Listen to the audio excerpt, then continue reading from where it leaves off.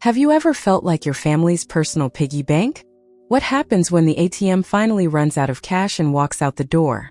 Stick around to hear a story about a woman who took back her power and her bank account. My name is Christie and I am 32 years old. For the past 2 years, I have been the only child who returned home and ended up paying every single bill for my family. Yesterday, after a massive argument where my mom screamed at me to pack my things and leave, I finally did exactly that. But before walking out the door for good, I canceled all the autopay accounts I had set up for their bills. What would you do if your family treated you like an ATM instead of a daughter? Before I continue my story, let me know where you are watching from in the comments below. And please, don't forget to like and subscribe to hear more real-life stories that might just reflect your own experiences. To understand why I found myself back in my childhood home at age 30, you need to know a bit about my family. My mother, Margaret, is 58, a woman who has always had a strong personality that often crossed into controlling territory. My stepfather, Harold, 60, came into our lives when I was 15, after my biological father walked out when I was just 10. Completing our complicated family is my half-sister, Vanessa, who is 24. She is the golden child who could do no wrong in my parents' eyes. Growing up with my mother was challenging, to say the least. Margaret had impossibly high standards that somehow only ever applied to me. Nothing I did was ever good enough. My room was never clean enough. My grades were never high enough, and my personal achievements were never worth celebrating. When my father left, it seemed to intensify her focus on my every flaw. I became the target for all her frustrations, the convenient scapegoat for everything that went wrong in her life. "You're just like your father," she would sneer whenever I disappointed her, which felt like every single day. Those words stung more than she would ever know, especially since he abandoned us without so much as a goodbye note or a single child support check. When Harold entered the picture, I desperately hoped things might improve. Maybe a new father figure would bring some balance to our chaotic home. I was completely wrong. Harold quickly fell into the role of Margaret's enforcer. He never developed any real connection with me, always viewing me as an outsider in what he considered his new family. The contrast in how they treated Vanessa and me was stark and incredibly painful. Vanessa received praise for the smallest, most insignificant accomplishments. When she brought home a C on her report card, there were celebrations. When I brought home straight A's, it was simply what was expected of me. Vanessa got a brand new car for her 16th birthday. I received a set of driving lessons and was told I could save up for my own vehicle if I wanted one. These disparities created a deep canyon between us that never closed, though I never blamed Vanessa herself for the blatant favoritism. The day I turned 18, I packed my bags and left for college without looking back. With a combination of scholarships, student loans, and working 3 part-time jobs, I put myself through school and graduated with a degree in marketing. Those years were incredibly hard, but they were also freeing. For the first time in my life, I could breathe without someone criticizing my every inhale and exhale. After college, I built a successful career in digital marketing. By 28, I had a good position at a respected firm, a small but comfortable apartment, and a life that I had created entirely on my own. I rarely visited home, limiting my interactions with my family to obligatory holiday calls and the occasional dinner when the guilt overcame my self-preservation instincts. Then, 2 years ago, everything fell apart. The company I worked for underwent massive restructuring. Entire departments were eliminated, and mine was one of them. At 30 years old, I found myself unemployed in an industry that suddenly seemed oversaturated with talent. Despite sending out hundreds of applications, interviews led nowhere. My emergency savings dwindled rapidly. The rent in the city was astronomical, and soon I was facing eviction. I applied for every job I could find, even positions far below my qualifications, but the economy was tight and unforgiving. After 3 months of constant rejection, I made the hardest phone call of my life. "Mom," I said, swallowing my pride. "I need to come home for a while, just until I find another job." The silence on the other end of the line spoke volumes before Margaret finally responded. "Well, I suppose we have the space, but you'll need to contribute to the household, Christie. We're not running a charity here." I agreed to her terms, expecting to stay for a month or 2 at the most.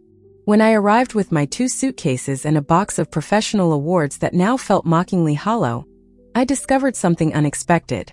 My parents were struggling financially themselves. Bills were piled high on the kitchen counter, many stamped with final notice. The house was in desperate need of repairs that had clearly been postponed for far too long. Even the refrigerator was sparsely stocked, nothing like the abundant pantry of my childhood. Over dinner that first night, I carefully broached the subject. Is everything okay financially? I noticed some past due bills. Margaret stiffened while Harold stared intently at his plate. Vanessa, who still lived at home despite having a full-time job, just rolled her eyes. We've had some setbacks, Margaret admitted reluctantly. Harold's hours were cut back last year, and there were some unexpected medical expenses.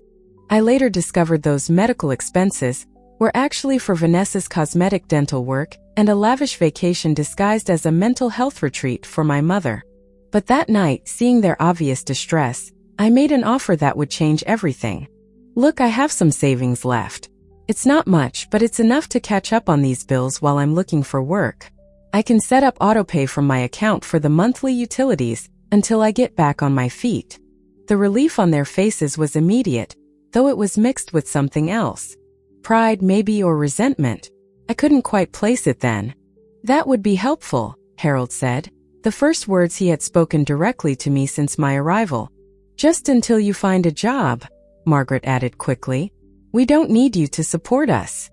But as the days turned into weeks, and weeks turned into months, it became painfully clear that they did need my support.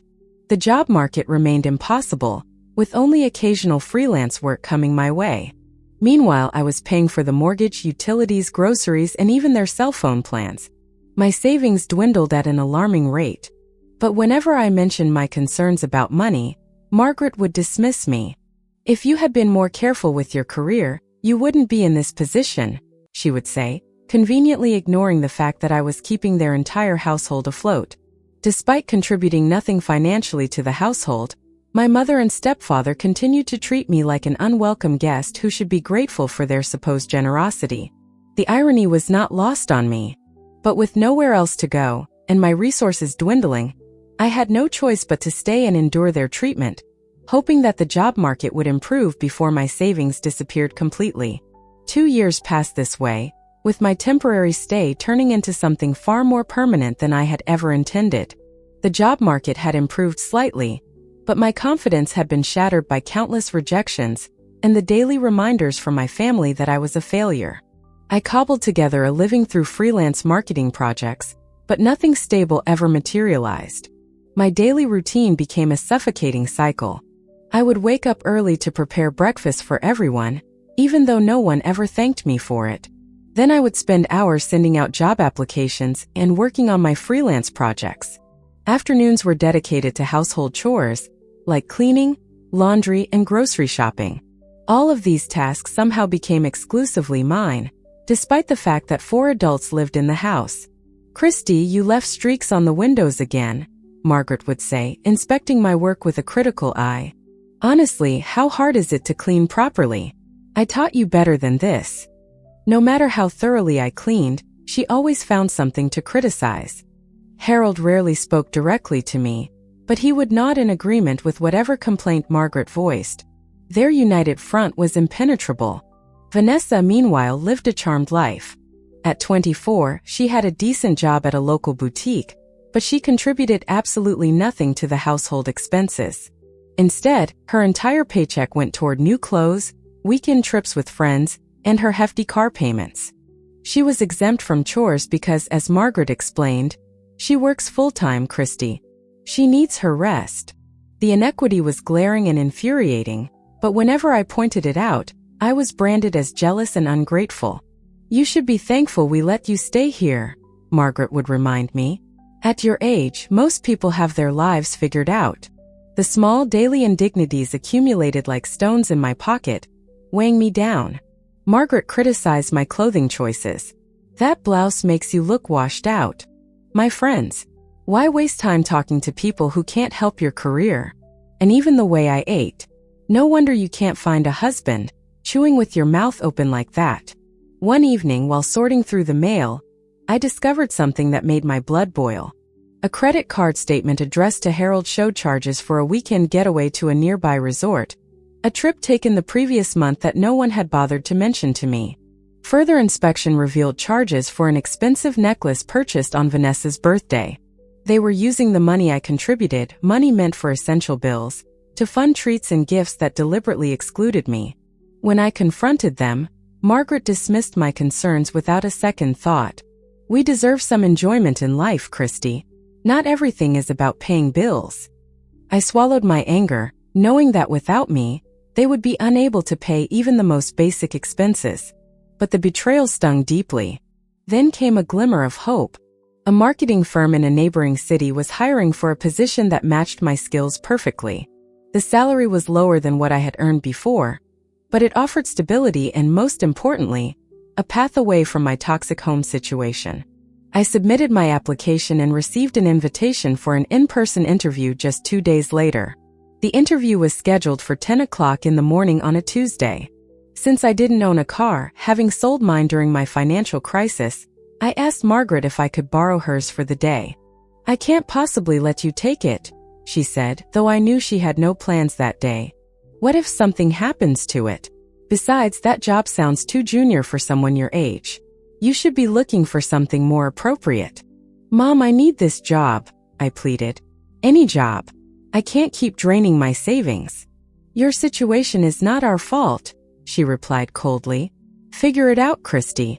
That's what adults do." I called my friend Eliza, who agreed to drive me to the interview, but her car broke down halfway there. By the time we found alternative transportation, I was 30 minutes late. The receptionist informed me apologetically that the hiring manager had a tight schedule and had already moved on to other candidates. My opportunity was gone just like that.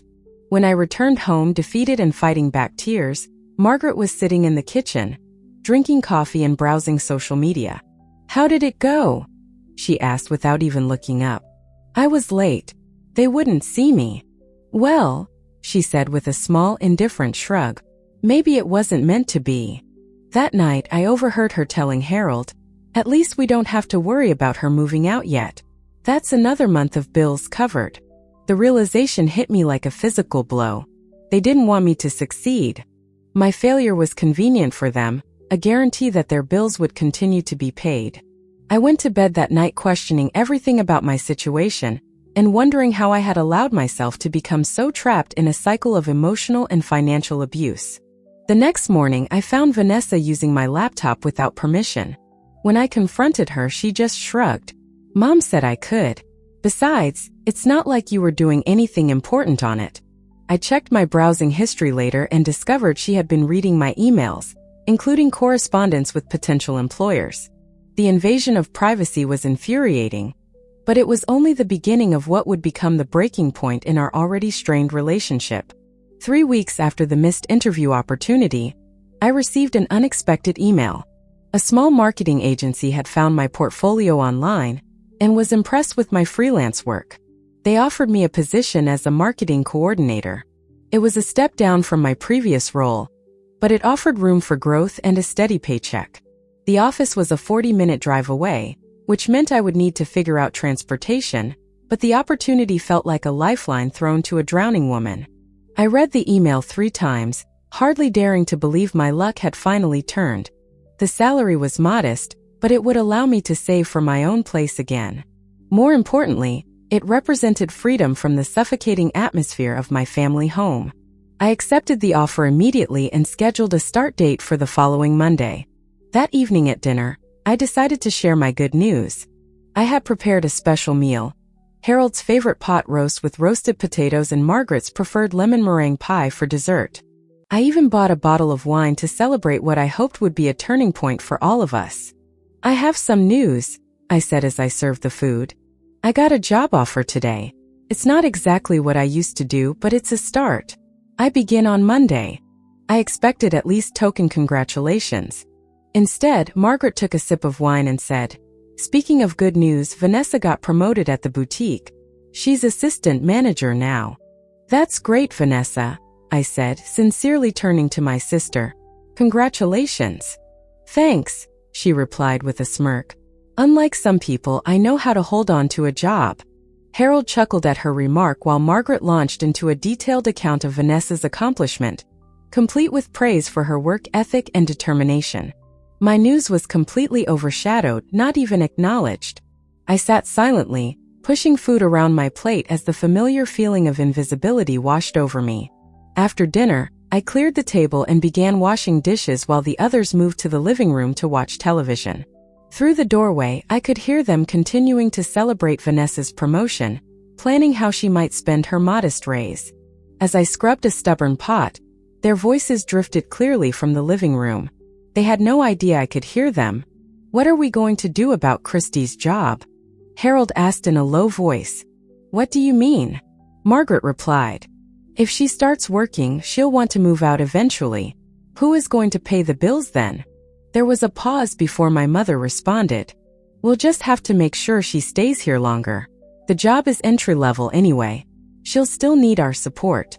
"And our support means her money," Harold said with a chuckle. "We've gotten used to not worrying about the mortgage payment." "She owes us," Margaret said firmly. "After all we've done for her, letting her come back home when she had nowhere else to go. Besides, she's 32 and starting over. She should be grateful we're here for her." "We could make her feel guilty about leaving," Vanessa suggested. "Tell her how much you depend on her help around the house, Mom. That always works. Or remind her how difficult it is to afford an apartment on her own these days," Harold added. "If we plant enough doubt, she'll stay put."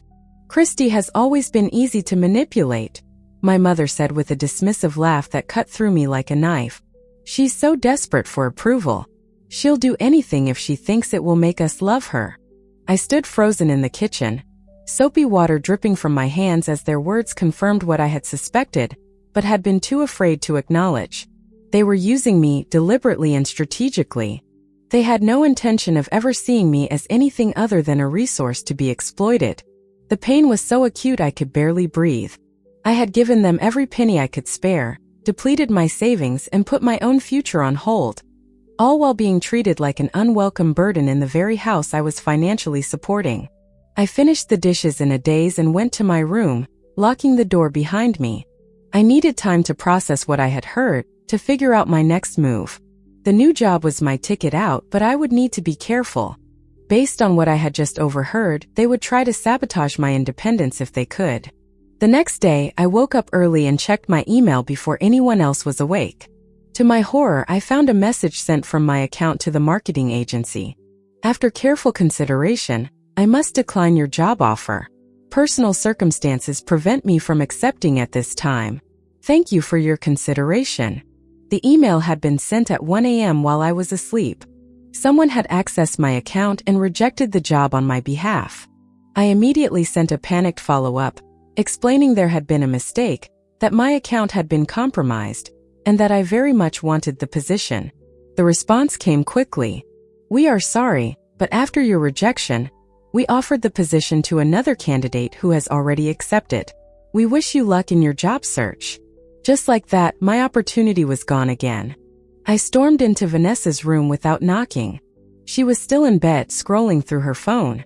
"Did you hack my email last night?" I demanded. She looked up, startled by my tone but not by the accusation. "What are you talking about?" "Someone sent an email from my account declining my new job. Was it you?" Vanessa sat up, her expression shifting from surprise to defiance. "Mom said it was for the best. You were going to abandon us." "Abandon you? I have been supporting this entire household for 2 years." "Whatever," she shrugged. "Mom said you owe us after everything they've done for you." I felt something break inside me. The last thread of familial loyalty that had kept me tethered to this toxic situation finally snapped. Without another word to Vanessa, I marched to my parents' bedroom and pushed open the door. Margaret was applying makeup at her vanity. She looked up at me through the mirror, irritation crossing her face. "Christie, what have I told you about knocking?" "You sabotaged my job," I said, my voice shaking with rage. "You had Vanessa decline my offer." Margaret turned to face me, her expression carefully composed. "I did what was best for this family. You weren't thinking clearly. Best for this family, or best for your bank account?" The words burst out of me, years of suppressed anger finally finding their voice. You have been using me since the day I moved back in. And that was how the biggest fight of our lives began. How dare you speak to me that way? Margaret stood up, color rising in her cheeks. After everything I have done for you. What exactly have you done for me, Mom? I asked, my voice surprisingly steady despite the hurricane of emotions inside me. Since I moved back, I have paid the mortgage, the utilities, the groceries, all while being treated like an unwelcome guest. We gave you a roof over your head when you had nowhere else to go, she shouted, her finger jabbing the air between us. You were a failure, Christie, 30 years old and couldn't even keep a job. Each word was a dagger, but I stood my ground. I lost my job due to company downsizing, not because of any failure on my part. And yes, you gave me a room in this house, a house I have been paying for. Harold appeared in the doorway, drawn by our raised voices. What is going on here? Your precious wife had Vanessa hack my email to decline my job offer, I explained, turning to face him. They deliberately sabotaged my chance to become independent again. Harold's expression flickered with something guilt, perhaps before hardening. Christie, you're being dramatic. Margaret only wants what's best for everyone. What's best for everyone? Or what's best for your bank account? I pulled out my phone and opened my banking app. In the past 2 years, I have spent over $45,000 supporting this household. Money that was supposed to be my safety net. Money that I will never get back. We are your family, Margaret said, as if that explained and excused everything. Family supports each other. Support goes both ways, Mom. When have you supported me? When have you ever put my needs before yours? Or Vanessa's? Don't bring me into this, Vanessa said from the hallway where she had been listening. It's not my fault you can't get your life together. I turned to face my half-sister, the golden child who had never known what it was like to be deemed insufficient. You are 24 years old with a full-time job, yet you contribute nothing to this household. Instead, you steal my opportunities and help them keep me trapped here. You're just jealous because Mom and Dad love me more, Vanessa snapped, the cruelty of her words hanging in the air between us. I looked at her, then at Harold and Margaret, searching their faces for any sign of denial, any indication that they found her statement as horrible as I did. There was none. Is that what you think? I asked quietly.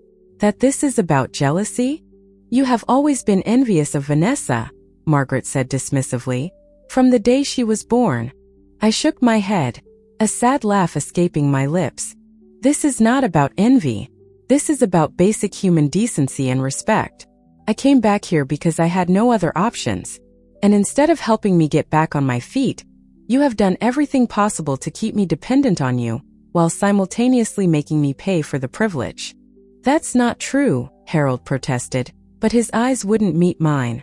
Isn't it? I heard you all last night talking about how to manipulate me into staying, how to keep the paychecks coming. Did you think I wouldn't find out? Margaret's face paled slightly. You were eavesdropping. I was washing the dishes from the dinner I cooked to celebrate the job you made sure I lost, I corrected her. And I heard everything. How I'm easy to manipulate. How I'm desperate for approval. How you plan to use guilt to keep me here. You're twisting our words, Margaret insisted, but her voice lacked conviction. Am I? Then explain why Vanessa sent that email. Explain why every time I get close to independence, something happens to pull me back. No one answered. The silence was damning. I have tried so hard to be a good daughter, I continued, my voice breaking slightly. To be helpful, to be grateful. But nothing I do is ever enough for you. And now I understand why. Because if I succeeded, if I became truly independent, you would lose your meal ticket. That's ridiculous, Harold sputtered. We don't need your money. Then why sabotage my job offer? I challenged. Why not celebrate my success instead of undermining it? Again, silence. I wanted to believe you cared about me, I said, the fight suddenly draining out of me, replaced by a profound sadness. That beneath all the criticism and control there was love. But people who love you want you to succeed. They celebrate your victories instead of ensuring your failures. If you are so unhappy here, Margaret said, her voice cold and hard, then maybe you should leave. Pack your things and go. The words hung in the air between us, Words she had probably expected would make me back down, apologize, and fall in line as I had so many times before. But something had shifted inside me.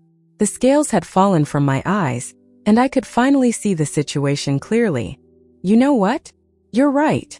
I straightened my shoulders, suddenly feeling lighter than I had in years. I should leave. Margaret's eyes widened with alarm. This was not the response she had anticipated. Christie, don't be ridiculous. Where would you go? How would you support yourself? I'll figure it out, I said, echoing her own words back to her. That's what adults do, right? I turned and walked to my room, pulling out my suitcases from under the bed. The same suitcases I had arrived with 2 years ago, filled with the naive hope that my family would support me through a difficult time. How foolish I had been. As I began packing, Margaret appeared in the doorway. Christie, stop this nonsense. You're overreacting. I continued folding clothes into my suitcase, not bothering to respond. What about the bills? She asked, her voice taking on a note of panic. The mortgage payment is due next week. And there it was. Not concern for me, but for the money I provided. I'm sure you'll figure it out, I replied coolly. That's what adults do. For the next hour, I packed methodically while my family alternated between trying to make me feel guilty and expressing disbelief that I would abandon them. Not once did anyone apologize or acknowledge the real issues I had raised. When I was finished packing, I made one last trip to my laptop. I logged into my bank account and navigated to the autopay settings. One by one, I canceled the automatic payments for the mortgage, electricity, water, gas, internet, and cell phone bills. Then I logged out, closed my laptop, and placed it in my bag. Harold watched from the doorway, his face pale. What did you just do? I canceled the automatic payments, I said simply. Since I will not be living here anymore, I will not be paying the bills anymore. You can't do that, Margaret exclaimed from behind him. We depend on those payments. You should have thought of that before you decided I was more valuable as an ATM than as a daughter. I carried my bags to the front door, each step feeling like a victory in a battle I hadn't even realized I was fighting until now. No one offered to help me. No one tried to stop me. Their shock that I was actually leaving was palpable. At the door, I turned to face my family one last time. I hope someday you realize what you have done, not just to me but to yourselves. Family should be about love and support, not exploitation. You'll be back, Margaret said, but her voice lacked conviction. When you realize how hard it is out there on your own. I smiled sadly. I have been on my own for years, Mom, even when I was living under your roof. With that, I walked out the door, got into the Uber I had called, and didn't look back. For the first time in 2 years, I felt like I could breathe again. The road ahead was uncertain, but anything was better than remaining in that toxic environment for one more day. As the car pulled away from the house, I made a silent promise to myself. I would never again allow anyone, family or otherwise, to make me feel less than I was worth. The journey to rebuild my life would be difficult, but I was finally free to begin. The first few days after leaving felt like emerging from a dark cave into blinding sunlight, disorienting but filled with possibility. My friend Sarah welcomed me into her one-bedroom apartment with open arms, making space for me on her pull-out couch. Stay as long as you need, she said, helping me arrange my belongings in a corner of her living room. I cannot believe what they did to you. That night, over cheap wine and takeout, I poured out the whole story. Sarah listened without interruption, her expression shifting from disbelief to outrage. Christie, that was financial abuse, she said when I finished. They were literally exploiting you. Hearing someone else name what had happened gave me a strange sense of validation. I hadn't been oversensitive or ungrateful. What my family had done was wrong by any standard. The morning after my dramatic exit, I contacted the marketing agency again. I explained my situation honestly, that a family member had sabotaged my previous opportunity, but I was now living independently and extremely interested in any positions they might have. To my surprise and relief, the hiring manager was sympathetic. As it happens, another junior position just opened up. Different accounts than the original role, but similar responsibilities. Can you come in tomorrow? The interview went well, and by the end of the week, I had secured the job. The salary was modest, but it represented something priceless: freedom and a fresh start. For the first few days, my phone remained silent. No calls or texts from my family. I assumed they were giving me the silent treatment, expecting me to come crawling back when I realized how difficult independence would be. They underestimated both my determination and the depth of the damage they had caused. On the 7th day after my departure, my phone rang with Margaret's number. I braced myself before answering. "Hello. The water is shut off." My mother's voice was a mixture of anger and panic. "We have no running water, Christie." "I'm sorry to hear that," I replied calmly. "Sorry to hear that? This is your fault. You canceled the autopay." "Yes, I did. Because I no longer live there." "You need to fix this immediately," she demanded. "Transfer the money so we can get the water turned back on." I took a deep breath, steeling myself against the familiar pull of guilt and obligation. "No, Mom. I will not be paying your bills anymore." "What?" She sounded genuinely shocked, as if the concept of financial responsibility was entirely foreign to her. "You can't just leave us without water." "I did not leave you without water. I stopped paying for services at a house where I no longer live. There is a difference.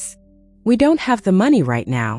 Harold's paycheck isn't until next week, and we have other expenses. Perhaps Vanessa can contribute," I suggested. "She has a full-time job and a recent promotion, remember? This is not about Vanessa. This is about you abandoning your family when we need you." The irony of her statement was almost laughable. "You didn't need me, Mom. You needed my money. And when I tried to better my situation so I could continue supporting myself and helping out, you actively sabotaged me. Actions have consequences." I ended the call before she could respond, my heart pounding but my resolve firm. For the first time in my adult life, I had stood up to Margaret without backing down or giving in. The feeling was both terrifying and exhilarating. The water shutoff was just the beginning. Over the next 2 weeks, I received increasingly panicked calls and texts as each utility was disconnected. First the electricity, then the internet. Credit card companies and the mortgage lender began calling as payments were missed. My phone became a battlefield, with messages ranging from guilt-tripping to outright threats. "You are killing your mother with stress." "Harold, I can't believe you would do this to your own family." "Margaret, hope you're happy now that we are suffering." "Vanessa." I maintained radio silence for the most part, responding only to clarify that I would not be resuming payments and that they needed to take responsibility for their own finances. The situation escalated when extended family members began reaching out. Apparently, Margaret had been spreading her version of events, that I had lived rent-free for 2 years before suddenly abandoning them in a fit of selfishness, leaving them unable to pay their bills. My Aunt Susan called first. "Christie, what is going on? Your mother says you left them in a terrible financial situation. Did she mention that I paid all their bills for 2 years while they treated me like an unwelcome guest? Or that they sabotaged a job opportunity to keep me financially dependent on them, while simultaneously draining my resources?" Silence. Then, no, she did not mention that part. One by one, family members called with similar concerns, and each time I calmly explained the reality of the situation. Some were skeptical, unable to reconcile my account with the Margaret they thought they knew. Others seemed unsurprised, hinting that they had seen glimpses of her manipulative behavior over the years. After fielding a dozen such calls, I decided to address the situation directly. I spent an evening composing a detailed email, outlining exactly what had happened during my 2 years living at home. I included screenshots of my bank statements showing the consistent outflow of money to household expenses, as well as the email that Vanessa had sent declining my job offer. I concluded with a simple statement: I did not abandon my family. I removed myself from an abusive situation after exhausting all other options. I wish them well, but I will no longer set myself on fire to keep them warm. I sent the email to everyone in the family, then turned off my phone for the night, emotionally drained but strangely at peace. The response was immediate and overwhelming. My inbox filled with messages of support from family members who had only heard Margaret's side of the story. Cousins I had barely spoken to in years reached out to offer encouragement. My Uncle Robert, Margaret's own brother, called to apologize for believing her version of events. "I should have known better," he said. "Margaret has always had a way of twisting situations to make herself the victim. I am so sorry I didn't see what was happening to you." Not everyone was supportive, of course. Margaret's closest allies remained firmly in her camp, condemning me for airing dirty laundry and turning family against family. But for the first time, I did not stand alone against the tide of my mother's narrative. Others could now see what I had experienced. The most surprising response came from Harold's sister, Linda, who called me directly. "I want you to know that Harold and Margaret did the same thing to me years ago," she said without preamble. "They lived with me after they first got married, promised it would be temporary, and ended up staying for 3 years. They contributed nothing but criticism and demands. When I finally asked them to leave, they told everyone I had thrown them out on the street for no reason." Her words were a revelation. The pattern of behavior I had experienced was not new or unique to me. It was their established mode of operation. "How did you handle it?" I asked her. "I did what you are doing now. I stood my ground, told the truth, and rebuilt my life without them in it. It was the hardest and best decision I ever made." By the end of that tumultuous week, 2 things had become clear. I was not alone in my experience with Margaret and Harold, and I was stronger than I had ever given myself credit for. The apartment hunt I had begun half-heartedly now took on new urgency. I was not just looking for a place to stay temporarily. I was building a new life. Sarah continued to be my rock through it all, offering both practical support and emotional validation. "I am so proud of you," she told me one evening. "Do you realize how many people never escape situations like yours? You not only got out, but you are thriving." Thriving might have been an overstatement. I was sleeping on a pull-out couch and rebuilding my career from scratch, but I understood what she meant. I was reclaiming my independence, my self-respect, and my future. And that was worth more than any comfort or convenience I had left behind. 2 months after walking out of my family home, I had established a new rhythm to my life. My job at the marketing agency was going well. I had already taken on additional responsibilities and received positive feedback from my supervisor. I had found a small studio apartment that I could just afford on my salary, and while it was nothing luxurious, it was mine. Every piece of furniture, every decorative touch, reflected my choices, not compromises made to accommodate others' preferences or criticisms. I had minimal contact with my family during this time. Occasional text messages from Margaret alternated between guilt trips and vague attempts at reconciliation, but I maintained firm boundaries, responding politely but briefly. Vanessa had stopped communicating entirely after I declined to lend her money for car repairs. Harold sent a single message asking if I would reconsider helping with the mortgage, just until they get back on their feet, which I also declined. From extended family members, I heard that things were difficult at the house. The utilities had been reconnected after several days of disruption, but only after Margaret and Harold had to borrow money from relatives. They had listed some of their more valuable possessions for sale online. Vanessa had moved in with a friend, unwilling to deal with the reduced circumstances at home. I felt sympathy for their situation, but remained firm in my decision. Their financial crisis was not my creation. It was simply the reality they had been avoiding by using me as their safety net. Now they were facing the consequences of years of financial mismanagement and entitlement. Then, on a rainy Saturday afternoon, there was a knock at my door. I wasn't expecting visitors, and Sarah was out of town for the weekend. Peering through the peephole, I was shocked to see Margaret, Harold, and Vanessa standing in the hallway outside my apartment. For a moment, I considered not answering, but curiosity and a strange sense of calm determination won out.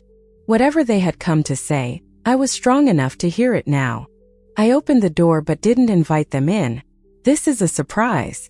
They looked different than I remembered. Margaret's carefully maintained appearance had slipped. Her hair was unstyled, her clothes rumpled. Harold looked thinner, with dark circles under his eyes. Even Vanessa seemed subdued, lacking her usual confident demeanor. "May we come in?" Margaret asked, her voice lacking its usual imperious tone. "Please, Christie, we need to talk." I hesitated, then stepped aside to let them enter. My studio apartment was small, with barely enough seating for 4 people.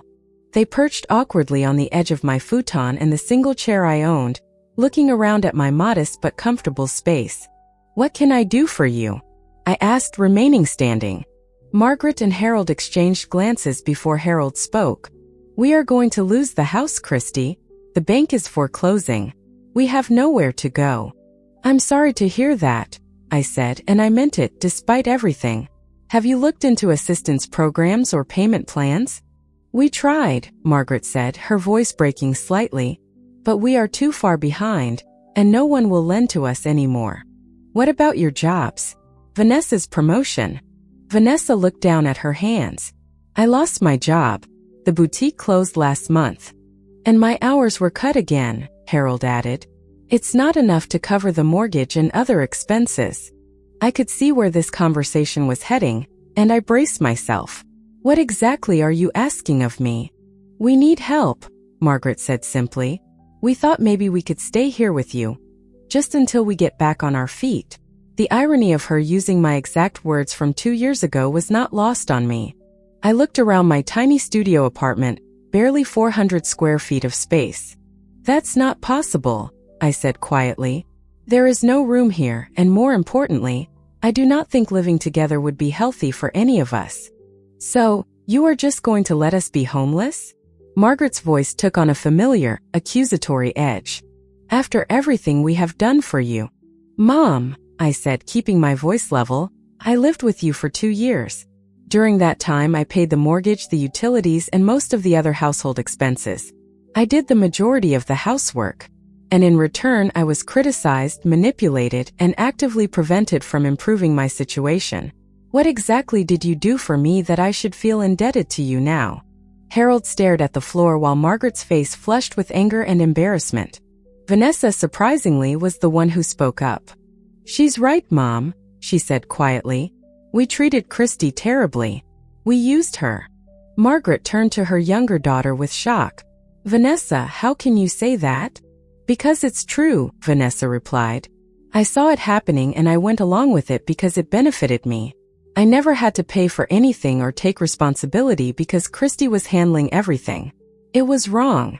The admission from Vanessa, the last person I expected to acknowledge the reality of the situation, left me momentarily speechless. Margaret seemed equally stunned. Harold cleared his throat. "Christie, I owe you an apology. We all do. You were right about everything you said before you left. We did take advantage of you. I convinced myself it was justified because you were living in our house. But the truth is, you were keeping that house afloat while we treated you like a burden."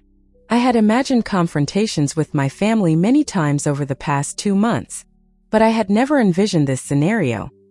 Them sitting in my apartment, actually acknowledging their behavior. "Why are you telling me this now?" I asked. "Is it just because you need something from me again?" "Partly," Harold admitted with surprising honesty. "Desperation has a way of forcing you to face uncomfortable truths. But also because losing everything has made us realize how badly we treated the one person who was actually trying to help us." Margaret had tears streaming down her face now, her usual composure completely broken. "I don't expect you to forgive me, Christie. I wouldn't in your position. But I am truly sorry. I was so focused on maintaining a certain image, on making sure Vanessa had everything I thought she deserved, that I lost sight of what really matters. I lost sight of you." Her words touched something deep inside me, the part that had always yearned for her acknowledgement, her approval, her love. But I had learned the hard way not to trust words alone. "I appreciate the apologies," I said carefully. "But you understand why I cannot simply invite you to move in with me or start paying your bills again, right?" They nodded, defeat evident in their postures. "That doesn't mean I won't help at all," I continued. "I can't offer money or housing, but I can offer guidance. I can help you create a budget, find jobs, maybe connect you with resources for housing assistance." Hope flickered across their faces. "But I have conditions," I added firmly. "First, complete honesty about your financial situation. No hidden expenses or debts. Second, you all need to actively participate in solving your problems.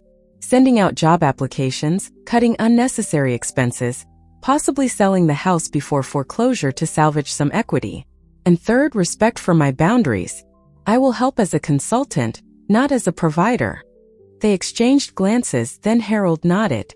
Those are fair terms. More than fair, considering everything.